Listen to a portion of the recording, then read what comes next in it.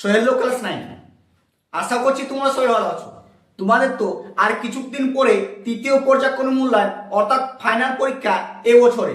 তাই তোমাদের ভালো রেজাল্টের জন্য এমন বাছাই করা 5টি প্রবন্ধ রচনা নিয়ে চলে এসেছি, যা তোমাদের স্কুলে হুবহু কমন পাওয়ার 100% গ্যারান্টি থাকবে।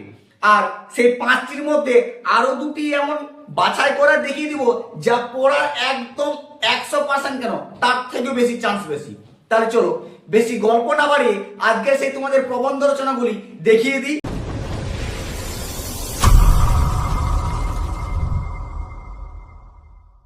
সাজেশনগুলি দেখার আগে তোমাদের কাছে ছোট্ট একটি অনুরোধ, তুমি যদি আমার চ্যানেলে নতুন হয়ে থাকো তাহলে সাবস্ক্রাইব করে দিও, আর সাজেশনগুলি ভালো লাগলে বন্ধুদেরকে শেয়ার করতে ভুলো না।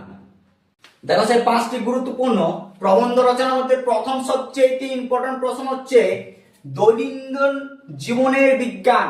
মোস্ট ইম্পর্টেন্ট, এটা প্রায় স্কুলে তোমাদের কমন দেয় আর প্রায় স্কুলে তোমাদের এটা ছাপিয়ে দেয়। 2 নম্বর হচ্ছে পরিবেশ দূষণ ও তার প্রতিকার, মোস্ট ইম্পর্টেন্ট, ঠিক আছে। 3 নম্বরটা সবচেয়ে গুরুত্বপূর্ণ, সবচেয়ে মোস্ট ধরতে পারো, তোমরা অলরেডি হয়তো পড়ে গেছে, প্রায় স্কুলে দেয় বইমেলা অথবা বাংলার উৎসব।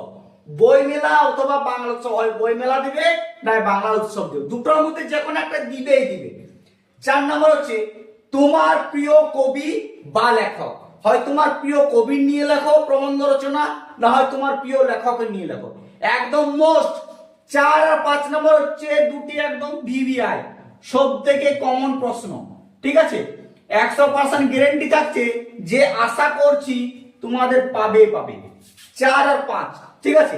লাস্ট হচ্ছে বিজ্ঞানের জয়যাত্রা, এটিও প্রায় অনেক স্কুলে দেয় তোমাদের। তাহলে এই যে 5টি প্রশ্ন আছে ভালো করে মুখস্থ করতে শুরু করে দাও, তোমাদের 100% গ্যারান্টি থাকছে এইগুলি তোমরা কমন পাবে।